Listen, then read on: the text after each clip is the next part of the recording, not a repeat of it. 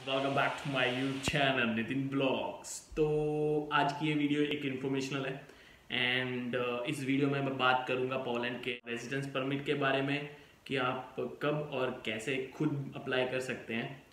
तो शुरू करते हैं। तो सबसे पहले कि अगर जब आप पोलैंड में आते हैं, अगर किसी आप एजेंसी में आते हैं, मतलब एजेंसी के थ्रू आते हैं काम करने के लिए, तो आपके जो वर्क परमिट पे लिखा होता है कि आपका जो वर्क परमिट है वो 1 ईयर प्लस 2 ईयर रीन्यूएबल है, कि वो दोबारा रीन्यू हो जाएगा। अगर वो उस पर लिखा हुआ है कि दोबारा रीन्यू होगा तो आपको मतलब जो जिस कंपनी में आप काम करने आते हो वो ही आपको दोबारा जो है रीन्यू करके देंगे। तो आपको कोई भी मतलब यहाँ पे खुद पेपर्स अरेंज करने की ज़रूरत नहीं पड़ेगी, वो खुद ही अपने आप कर देंगे। अगर इन केस अगर आपका वर्क परमिट जो है रीन्यू नहीं होता है एंड आपको जो वर्क परमिट, अगर आपको रेजिडेंस कार्ड अप्लाई करना होता है वो आपको जब आपका वीज़ा ख़त्म होता है तो उससे 1 या 2 मंथ पहले जो है आपको दोबारा जो है रेजिडेंस कार्ड अप्लाई करना होता है। तो आपको मेक श्योर होना होगा कि आप जिस कंपनी में काम करने आ रहे हो तो वो आपका रेजिडेंस अप्लाई करेगी या नहीं करेगी।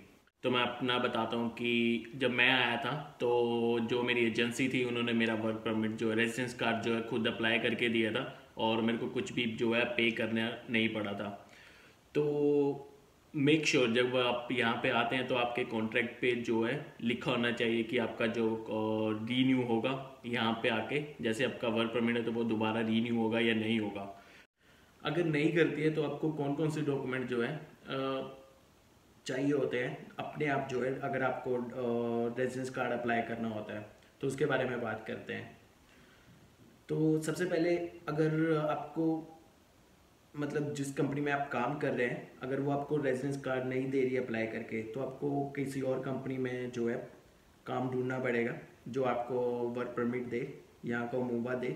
आपको ऐसी कंपनी ढूंढनी पड़ेगी एंड अगर वो आपको अगर मिल जाती है और आपको कोई वर्क परमिट दे देता है एंड वो जिसको मूवा बोलते हैं यहाँ पे, वो अगर दे देता है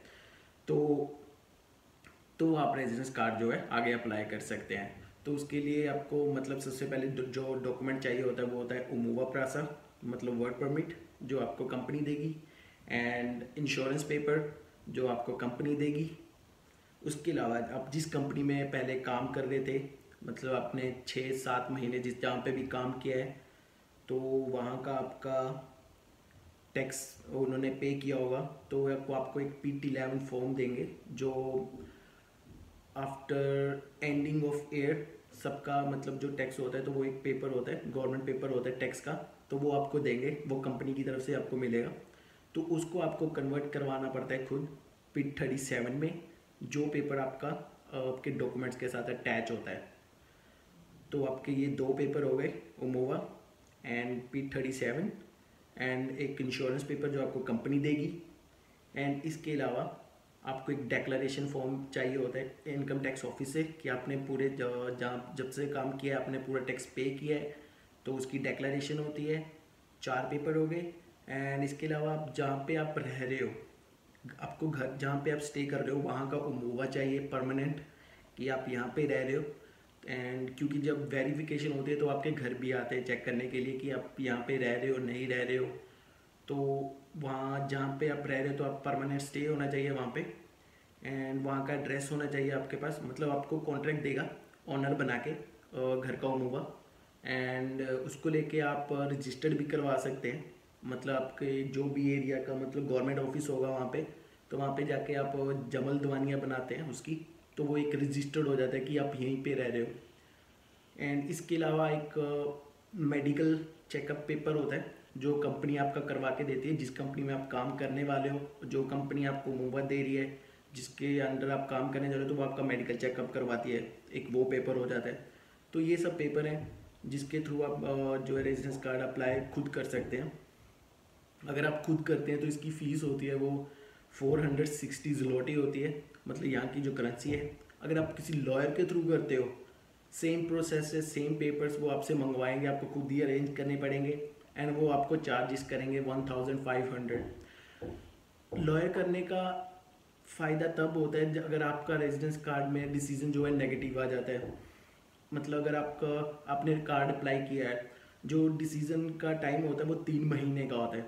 अगर 3 महीने के बाद अगर आपका डिसीजन जो है नेगेटिव आ जाता है किसी पेपर के मिसिंग के कारण, अगर कुछ मतलब कोई उसमें कोई प्रॉब्लम होती है, तो आपको लॉयर करने की ज़रूरत पड़ती है, कि क्योंकि आपको इतना पता नहीं चलता है और लैंग्वेज बैरियर होता है, तो आप खुद जो है अप्लाई नहीं कर पाते हैं दैट टाइम। अगर फर्स्ट टाइम आप कर रहे हो तो आप खुद ही आप वहाँ पे जाके कर सकते हैं, डॉक्यूमेंट्स जो है लेके जा सकते हैं और वहाँ पे अप्लाई कर सकते हैं। कि एक ऑफिशियल वेबसाइट है जहाँ से आप डेट लेते हैं कि आप कौन सी डेट को जाके डॉक्यूमेंट सबमिट करवाना चाहते हैं। इन केस अगर आप नहीं जा पाते तो दोबारा भी आप डेट ले सकते हैं। तो या सो उसके बाद जो डिसीज़न आ जाता है वो 3 महीने के बाद आता है। एंड बट मेक श्योर जब आप अप्लाई करें तो आप कम से कम 1 या 2 महीने पहले जो है अपना प्रोसेस जो है स्टार्ट कर दें। एंड क्योंकि कई बार होता है कि डिसीज़न जो है लेट भी हो जाता है कई बार।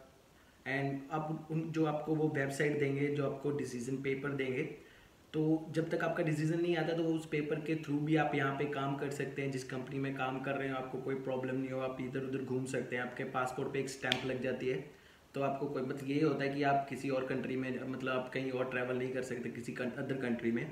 क्योंकि जब आप पोलैंड पे आते हैं आपके पास शेंगेन वीज़ा होता है, तो आप मतलब उन 10 महीनों में आप किसी भी मतलब शेंगेन कंट्री में आप जा सकते हैं, ट्रैवल कर सकते हैं 3 महीने के लिए, कोई प्रॉब्लम नहीं है। जब आपका वीज़ा ख़त्म हो जाता है और आप अपना रेजिडेंस कार्ड वहाँ पे अप्लाई करते हैं, एंड उसके बाद जब आप कहीं और जाते हैं तो मतलब कहीं और जाना चाहते हैं तो आप नहीं जा पाते हैं। जब तक आपका डिसीजन ही आपके पास रेजिडेंस कार्ड नहीं होता तो आप कहीं ट्रैवल नहीं कर पाएंगे। एंड आफ्टर रेजिडेंस कार्ड आप जो है कहीं पे भी मतलब जो भी शेंगेन कंट्रीज़ है आप वहाँ पे ट्रैवल कर सकते हैं।